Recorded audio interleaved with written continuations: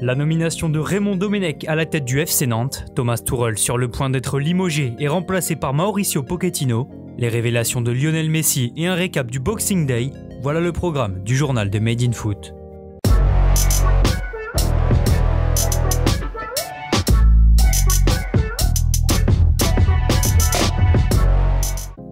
On débute cette édition avec l'officialisation de l'arrivée de Raymond Domenech sur le banc du FC Nantes jusqu'à la fin de saison. À 68 ans, l'ancien sélectionneur des Bleus devient donc le 16e entraîneur sous la présidence de Valdemar Kita. Il aura pour objectif d'obtenir le maintien des Canaries, 16e au classement à la trêve. L'arrivée de Domenech sur le banc nantais est déjà vivement critiquée, surtout par des anciens du club. Mikel Landreau la juge irrationnelle, c'est surréaliste pour Nicolas Savino. L'ex-milieu Sébastien Piocel s'est aussi agacé sur RMC. Il n'y a aucune chance que ça aille plus loin que le mois de juin. J'aurais pu être surpris si Kita avait fait un bon choix. Là, ce n'est pas le cas. Il n'y a aucun coach qui soit Kita compatible. Si quelqu'un doit partir, c'est lui, a-t-il déclaré.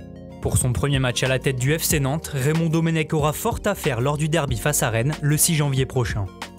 Autre changement d'entraîneur en Ligue 1 au PSG, où l'annonce officielle du départ de Thomas Tuchel devrait arriver dans les prochains jours.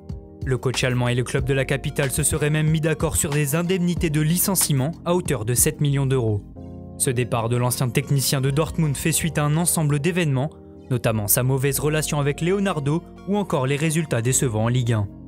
Mais selon Romain Molina, la véritable grosse fracture est intervenue lors du match de Ligue des Champions face à Başakşehir. Alors que les joueurs parisiens et turcs avaient pris la décision d'arrêter le match suite aux propos racistes du 4e arbitre envers Pierre Webo, Tuchel aurait demandé à ses joueurs de ne pas rejoindre les vestiaires afin de gagner le match sur tapis vert. Des paroles qui auraient choqué les joueurs, marquant ainsi un point de non-retour. Son remplaçant dans la capitale est déjà tout trouvé puisque le nom de Mauricio Pochettino est évoqué depuis jeudi.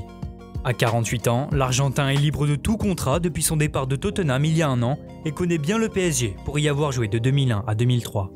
Pochettino devrait s'engager jusqu'en juin 2022 avec Paris, avec une option pour une année supplémentaire en cas de qualification pour la Ligue des Champions. On reste au PSG pour maintenant parler de Neymar. De retour chez lui au Brésil pour la trêve internationale, le numéro 10 pourrait se retrouver au cœur d'une affaire extrasportive. Samedi, le journal O Globo a révélé que le Parisien aurait prévu d'organiser une fête réunissant près de 500 personnes pendant 5 jours dans son manoir de Mangaratiba. Neymar aurait également interdit l'utilisation des portables. Cette fête fait déjà beaucoup parler au Brésil, un pays durement touché par la pandémie de Covid-19 avec environ 191 000 décès. L'ancien Barcelonais était aussi le sujet d'une partie de la longue et attendue interview de Lionel Messi à La Sexta.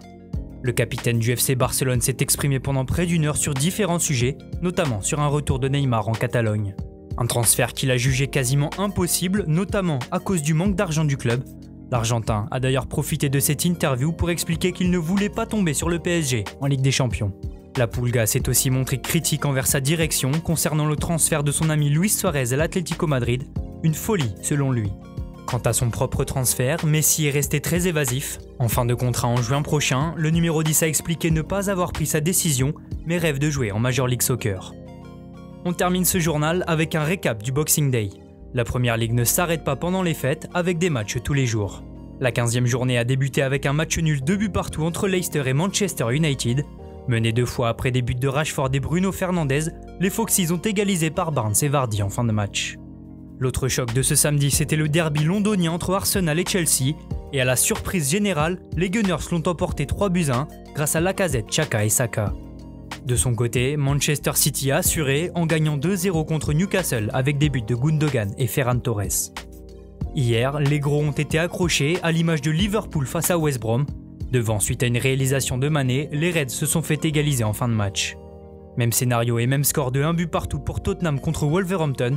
Au classement, Liverpool est premier avec 3 points d'avance sur Everton. Leicester, Manchester United et Tottenham complètent le top 5.